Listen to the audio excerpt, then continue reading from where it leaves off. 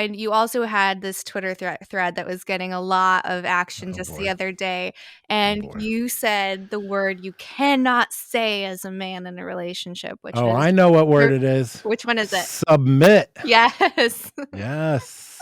So why do you think that caused such a stir? Oh, well, first of all, I believe it 100%. Second of all, it was a little trolly too.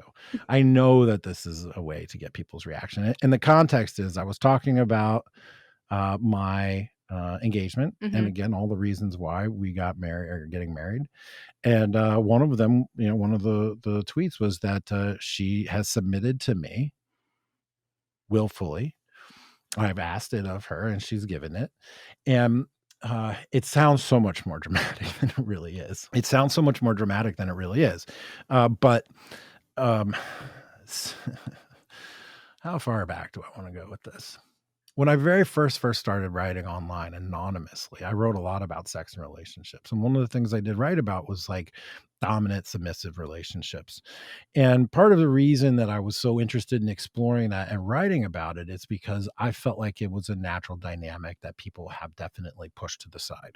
People have disregarded hierarchies, they've disregarded the differences biologically and emotionally between men and women, and they've disregarded the nature of leadership. And I wrote a lot about dominance and submission in a totally sexual context, Mhm. in that most women find, I think, and in my experience, but maybe I'm just like a magnet for it, that they enjoy being submissive to the right man. It's not about being submissive to men. It's about submitting to a benevolent leader, Mm. someone who cares about you and who's willing to put in the extra effort and to engage the duty of care and protection and provision.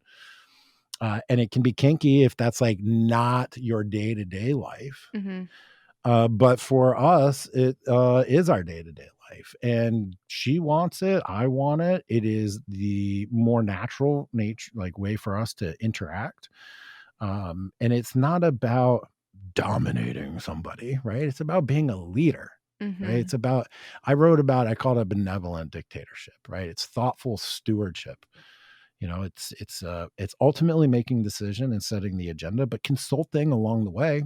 Mhm. So on our first date, we went out and we're looking at the menus, and I'm like, so what do you think you're going to want to get? And she's like, I'll have the fish or whatever. I'm like, Mhm. that sounds good. And the waiter comes over. I'm like, hey, how's it going? She'll have the fish and I'll have the steak. Boom. Leadership. It appears as though that I was being dominant over her, but really I had asked her what she wanted in the first place, and I just took the lead in telling the waiter. Mhm. She loved it. Mhm. Well, tells the story all the time. But it's not about me just deciding what she's going to have for dinner.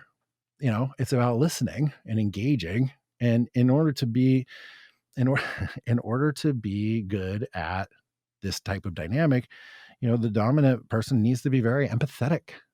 You need to be able to observe and appreciate body language and subtle signals, and whether or not somebody's actually telling the truth. Like, not to be, maliciously deceptive, but like if they're being honest with themselves, Mhm. or if they're just telling you kind of what they think that you want to hear. You have to be able to decipher all this stuff. So, like, this is not an easier route, right? There's more responsibility. Mhm. You have to be more engaged. It has to be more thoughtful. Unless if you don't, then you're just you're just a beast. You're just like a scumbag.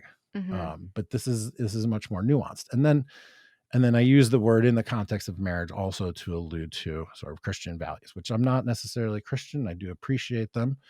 But it was a multi-layered tweet, which is why it got so much of attention. Now, I wrote a piece way long ago that I got in trouble for, where I described and encouraged feminists to seek out a dominant to help them get their head right. Oh boy. Yeah, and even to seek out role playing circumstances in which the R word comes into play, right? Rape, but all consensual, all just role play, all just exploration. And I wrote it because feminists don't think that women have agency. They get upset. They're like, women can do whatever they want as long as it's these things that we tell them to do. And when a woman acts with agency to do something else, feminists freak out. So Mhm. the point of the article was very trolly on one hand. On the other hand, yes, I do believe a good dominant can help a feminist see the light. But it actually got me into trouble when I got doxxed. My employer found that post, and like in our deposition with the lawyers and everything, they're like reading this article that I wrote anonymously about rough sex and choking women and like consensual consent. What do they call it now? Consensual Non-consent. non-consent. Mhm. That's too much for me. That's too many words. Mhm. But there they are reading this thing out loud to me in a deposition with like $1,000 worth of lawyers there, and I'm like, I can't believe this is my life. But there it was. So yeah, I use the word submit. I mean it. She means it. It'll be part of our vows. And the complement to that is duty. I have a duty. I have Mm. a duty to protect and to provide and to care, and to help build the life and to look out for her and to take her thoughts into consideration and to be thinking about her at all times. So it's an exchange. It's a consensual power exchange. It is not unilateral. It's not forceful unless you decide on that. It's Mhm. just it's the natural way for me.